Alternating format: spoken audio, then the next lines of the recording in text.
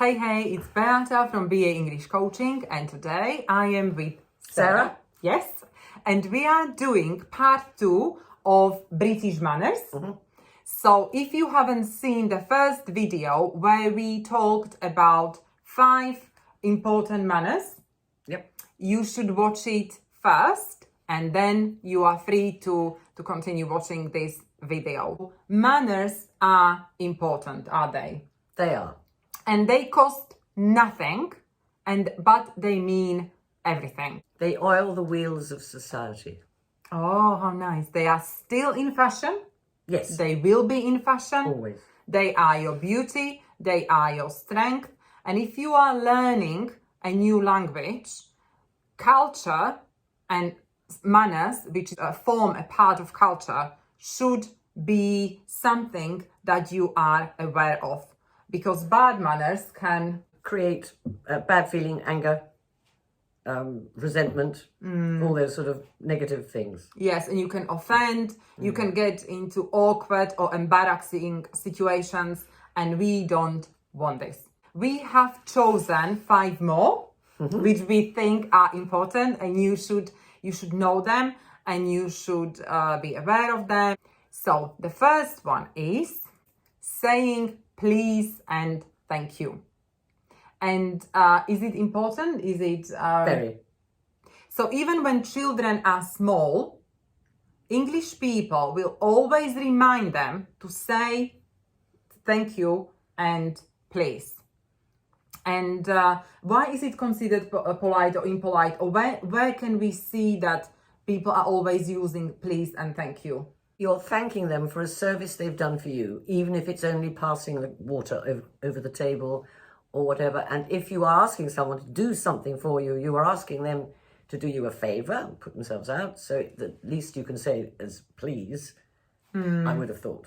Yes, and English people honestly say please and thank you all the time. If you are in a shop, if you are in a restaurant, even zebra crossing, or when you are driving, then you would just raise your hand to say thank you. So it's a very common thing. And if you don't say it, then I think people might get offended. Don't you think? You're seen as bad-tempered or surly or ungracious or ungrateful. Also, there is one thing when you are driving in England, English drivers are not aggressive, and they will not use their horns unless in an emergency. Do you agree? Unlike other European countries, which just the whole city is the sound of car horns. Yes, so if you are driving in England, just wait patiently and yes, just do not use your horns. Even in city centres, people don't. There is an idiom, mind your P's and Q's, and it stands for your please and thank yous. Yes, but we don't know why there is this Q. It should be P's and T's, but for some reason it's P's and Q's. Yes, so mind your P's and Q's, and remember that always say please and thank you. The second thing we would like to talk about today is names. Yeah. And you may have noticed that when you are in England, it's increasingly more common and general to address people by their first name. Yeah. What do you think? You've got to be careful. Yes, when? If you don't know that, someone I really don't know comes straight up to me and calls me Sarah, I don't like that. They don't know me, I don't know them. No. So it's not just Sarah doesn't like it, but this is... It's a general feeling, I think. It is a general feeling here. So unless they invite you so that you can call them by their first name, it's absolutely fine. But in professional situations, schools, hospitals, you shouldn't. You should address them by Mr., Mrs.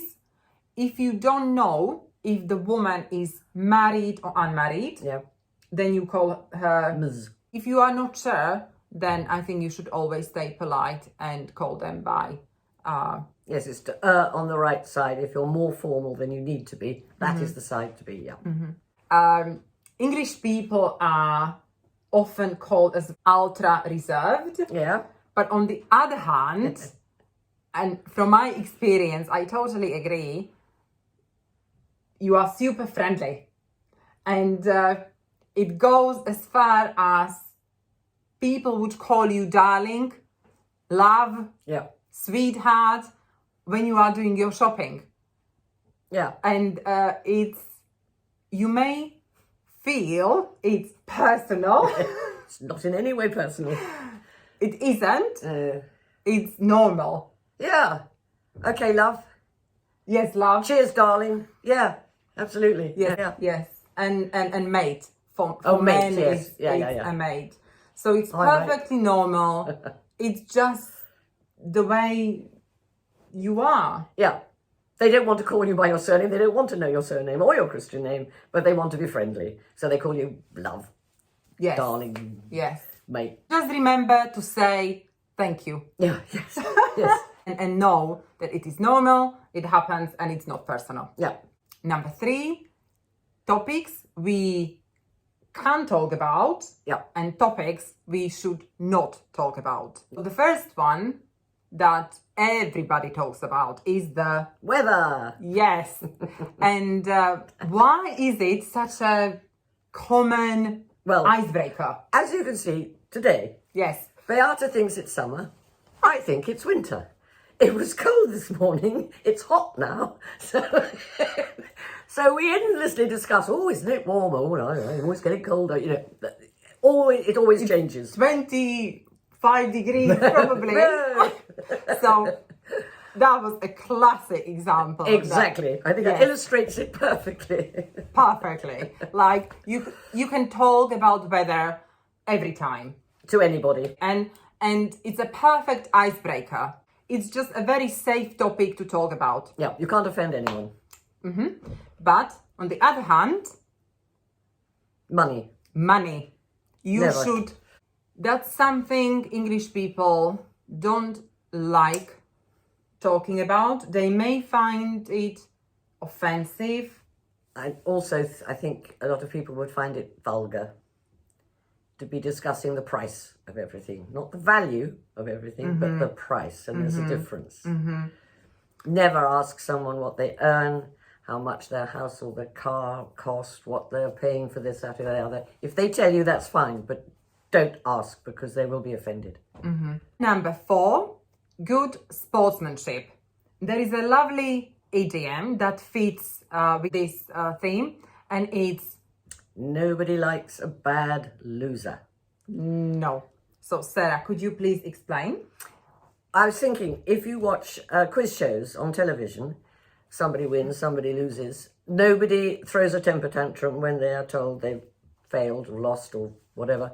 You smile graciously, take the decision, and congratulate the winner. As the loser, you take it, as we would say, on the chin. And you're gracious about it. If you're not, it's considered very bad manners, bad form. Bad form. It is indeed. Yeah. And there is something we have discussed. It's that children schools these days, they are not taught how to lose. Or how to win graciously. They don't let children compete. It's all about friendlies. Everybody gets a medal. Everybody gets a certificate. From my experience, I went to a sports school. I was very competitive, but it also taught me how to fail, how to win, you know, how to deal with failure and disappointments, and how to work harder and not to give up. You learn from failing. And now I think this is something I would change. Yeah, me too. Yeah, me too. I would change in the schools It doesn't today. have to be vicious competitiveness, particularly for children, but you do have to have someone who goes over the finishing line first, Yes. who gets more goals than the other team, etc. Otherwise, what's the point of bothering in the first place, basically? Yes, totally agree. So, but just remember, if you lose graciously. Absolutely. And last but not least, chivalry. And Sarah will tell us something about the origins. Okay, it started off from the 14th and 15th century when the knight in shiny white armour on a white horse would rescue the princess from the tower and all the rest of it. And it is seen as how men rescue women or behave graciously to women, which is nowadays a little bit tricky, since women have been totally emancipated and don't really feel they need a man to rescue them. But it does also crop up in an attitude to other people, particularly men to women. Beata's asked me to tell you a story of a couple who went out on a date. They went to a restaurant, first date. They ordered their food. The food was brought over by a waitress and put in front of them. And the woman said, "Thank you very much," to the waitress. And the man said, "Don't thank her. That's her job. She's paid to do it. You don't have to thank her." And the woman was so struck by his attitude, which was sheer, well, it was appalling. She walked straight out and never saw him again. And that's the sort of his attitude, where he was more important than the waitress, which is stupid. And that because she's paid to do a job, you don't have to thank her. That again is totally wrong. And that is in a way connected to chivalry, in that we treat everybody the same. Yes, that's how it should be. Yes. It may get a bit complicated when, for example, you are traveling, you are on a bus, and then a gentleman Stands up and gives a woman a seat. Yes, and then maybe there's two of you, and, and then, yeah, it may be awkward because you think, oh, he thought I was older. Yeah. But again, I don't think we should take it personally. It's not being patronising, it's being considerate. Exactly, yes. And it's good manners, and you should take the seat graciously. Yes, and say thank you. Yes, and say thank you. It all comes down to thank you and please. We have discussed today saying please and thank you, names. Topics of conversation which are safe and those which are not. Absolutely. And then, good sportsmanship. Oh, yeah. Yes, Yep. about the fact that nobody likes a bad loser. And the last one was chivalry, that it still exists. Some men still have the gentleman in them. Yeah, some. And yes, some. If you are visiting England and you see people behaving like this, you will know it's normal. This is who they are, and this is what makes them British. The British way of life. Yes. Okay. We hope you've enjoyed it. We hope you have found it useful. And please like it, share it, subscribe. Thank you for watching. Bye. Bye-bye.